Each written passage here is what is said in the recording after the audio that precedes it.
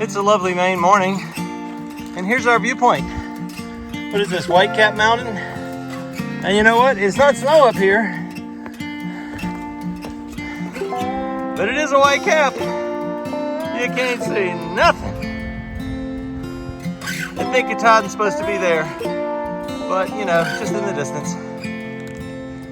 Well, this is the actual top of Whitecap Mountain. It tricked us. And then we slogged up here for, you know, in the rocks. Lots of climbing. It might have been the longest 1.4 miles I've been in a while.